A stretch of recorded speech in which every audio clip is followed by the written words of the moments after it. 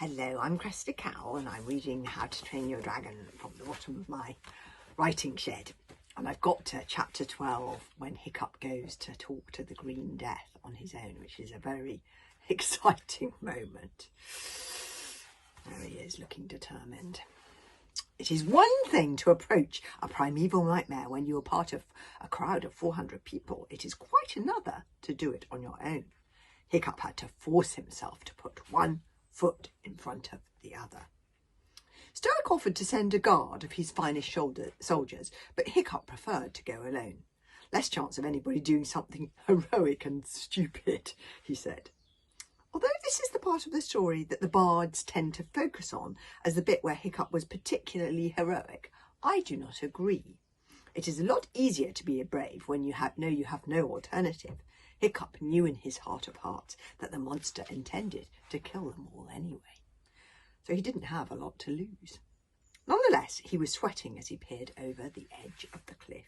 There below him was the impossibly large dragon filling up the beach. It appeared to be asleep, but an eerie singing was coming from the direction of its belly, and the song went something like this. Watch me, great destroyer, as I settle down to lunch. Killer whales. No, actually, I think we can make it more dragony. Watch me, great destroyer, as I settle down to lunch. Killer whales are tasty because they've got a lot of crunch. Great white sharks are scrumptious. But here's a little tip. Those teeny-weeny pointy teeth can give a nasty nip. How odd, thought Hiccup. He can sing with his mouth closed. Hiccup nearly jumped clear out of his leggings when the dragon opened both his crocodile eyes like that and spoke directly to him. Why so odd? Said the dragon, who appeared to be amused. A dragon with his eyes shut is not necessarily asleep, so it follows that a dragon with his mouth shut is not necessarily singing. All is not what it seems. That noise that you hear is not me at all. That, my hero, is the sound of a singing supper. A singing supper, echoed Hiccup, quickly remembering that you should never, ever look into the eyes of a large, malevolent dragon like this one. Don't look in its eyes, they're hypnotic. He fixed his gaze firmly on one of the dragon's talons instead. This was a mistake, as Hiccup suddenly realised that the dragon was holding a herd of pathetically bleating sheep, captive under one massive claw. He pretended to allow one of them to escape, and this little one poor animal practically made the safety of the rocks. Then the dragon picked it up by the wool with a delicate pincer movement and tossed it way, way up into the air. There's the poor little sheep being tossed into the air. This was a trick Hiccup had often done himself, but with blackberries. Now the dragon threw back his great head, and the woolly speck fell down into the terrible drawers, which closed behind it with a mighty crash. There was a horrible sound of crunching as he chewed and swallowed the unfortunate sheep. So he's really a very scary, cruel dragon. The dragon saw Hiccup watching him in fascinated horror, and he brought his ridiculously enormous head down closer to the boy. Hiccup nearly passed out as his offensive dragon breath poured out in a disgusting yellow-green vapour. It was the stench of death itself, a deep, head-spinning stench of decaying matter, of rotting haddock heads and sweating whale, of long-dead shark and despairing souls. The revolting steam curled its way around the boy in repellent coils and wormed his way up into his nose until he coughed and spluttered. Some people say you should debone a sheep before you eat it, sneered the dragon confidentially, but I think it just adds a nice crunch to what would otherwise be a bit of a soggy meal. The dragon burped. The belch came out in a perfect loop of fire that soared through the air in a smoke ring and landed on the heather surrounding Hiccup, setting it alight, so that for a moment he was standing in the middle of a circle of bright green flames. The heather was damp, however, and the blaze flared for only a few minutes and then extinguished itself. Whoops, giggled the dragon evilly. Pardon me, a little party trick. He then placed one gigantic claw against the edge of the cliff that Hiccup was standing on. Humans, however, continued the dragon thoughtfully, humans really should be filleted. The spine in particular can be very tickly as it goes down the throat. And as the dragon spoke, he extended his claws, the talons slowly emerging from the dark stumps of his fingers and rising up until they resembled nothing so more than gigantic razors 6 feet wide and 20 feet long, with points at the end like a surgeon's scalpel. Removing the human backbone is a delicate job, hissed the dragon nastily, but one that I am particularly good at. He gestured at Hiccup's neck. A small incision in the back of the neck, a swift stroke downwards and flick it out. It's practically painless for me. Oh dear, this is not a nice dragon. The dragon's eyes lit up with the purest pleasure. Hiccup was thinking very fast indeed.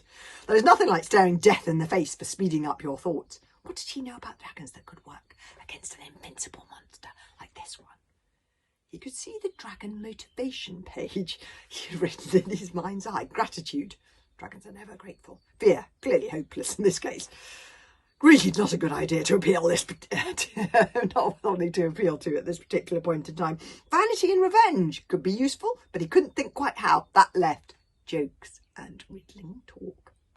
This dragon looked a bit exalted for jokes, but from his manner of talking, he clearly fancied himself as a bit of a philosopher. Maybe Hiccup could buy himself some time if he engaged him in riddling conversation. I've heard of singing for your supper, said Hiccup, but what is a singing supper? A good question, said the dragon in surprise. An excellent question, in fact. He drew his claws and Hiccup sighed with relief.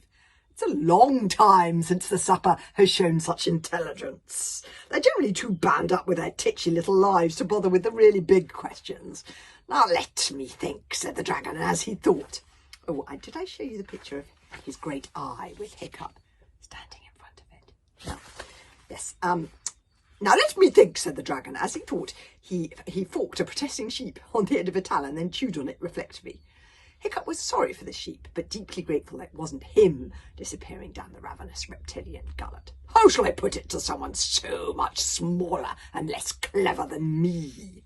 The thing is, we are all, in a sense, supper. Walking, talking, breathing suppers, that's what we are. Take you, for instance. You were about to be eaten by me, so that makes you supper. That's obvious. But even a murderous carnivore like myself will be a supper for worms one day. We're all snatching precious moments from the peaceful jaws of time, said the dragon cheerfully. That's why it's so important, he continued, for the supper to sing as beautifully as it can. He gestured to his stomach, from whence the voice could still be heard singing, though more and more faintly. Humans can be bland, but if you have some salt to hand, a little bit of brine will make them taste divine. That particular supper, said the dragon, that you hear singing now was a dragon rather smaller than me, but very full of himself. I ate him about half an hour ago. Isn't that cannibalism? Asked Hiccup. It's delicious, said the dragon. Besides, you can't call an artist like myself a cannibal. He sounded a bit exasperated now. You are very rude for such a small person. What do you want, little supper? I have come, said Hiccup, to find out whether you come in peace or in war. Oh, peace, I think, said the dragon. I am going to kill you, though, he added. All of us? Asked Hiccup. You first, said the dragon kindly, and then everybody else when I've had a little nap and got my appetite back. It takes a little while to wake up completely from a sleep coma. But it's also unfair, said Hiccup. Why do you want to eat everybody? Just because you're bigger than everybody else? It's the way of the world, said the dragon. Besides, you'll find out you come out down to my point of view once you're inside me. That's the marvellous thing about digestion. But where are my manners? Let me introduce myself. I am the Green Death. What is your name, little supper? Hiccup Horrendous Haddock the Third, said Hiccup. And the most extraordinary thing happened. This is really important for later in the series. As Hiccup said his name, the Green Death trembled as if a sudden wind had made him shiver. You'll find out later on in the How to Train Your Dragon series why that was important. Neither the Green Death nor Hiccup noticed at the time. Said the Green Death. I'm sure I've heard that name somewhere before. But it's rather a mouthful, so I shall just call you Little Supper. Now, Little Supper, before I eat me, you, tell me your problem. My problem? Asked Hiccup. That's right, said the dragon. Your why can't I be more like my father problem. Your it's hard to be a hero problem. Your Snotlout would make a better chief than me problem. I have helped the problems of many a supper. Somehow meeting a really big problem like myself seems to put everything else into proportion. Let me get this straight, said Hiccup. You know all about my father and me not being a hero and everything? I can see things like that, said the Green Death modestly. And you want me to tell me to tell you my problems, and then you're going to eat me? We're back at the beginning again, sighed the Green Death. We're all going to be eaten sometime. You can win yourself some extra time, though, if you're a smart little crabstick. A few scraps from the burning. The Green Death yawned. I'm suddenly very tired, he said. You are a clever little crabstick. You kept me talking for ages. And the dragon yawned again. I'm too tired to eat you right now. You'll have to come back in a couple of hours and I'll tell you how to deal with your problem then. I have a feeling I can help you. And the terrible monster really did fall asleep this time and snored most heavily. His great claws relaxed and fell open, and the remaining sheep, their woolly sides trembling with terror, scrambled over the tops of the terrible towers and bounded up the cliff path. Oh, phew, they got away. Thank goodness. Hiccup stood watching the dragon thoughtfully for a second. Then he trudged slowly back towards the village. Everybody cheered when he walked through the gates. He was carried shoulder high and set down in front of his father. Well, son, said Stoic, does the beast come in peace or in war? He says he comes in peace, said Hiccup. There was huge hurrahs and great stampings of feet. Hiccup held up his hand for silence. He's still going to kill us, though. And that's the end of that chapter. And the next chapter is called When Yelling Doesn't Work. So we have to find out tomorrow what they try and do about the Green Death, who is a really big problem.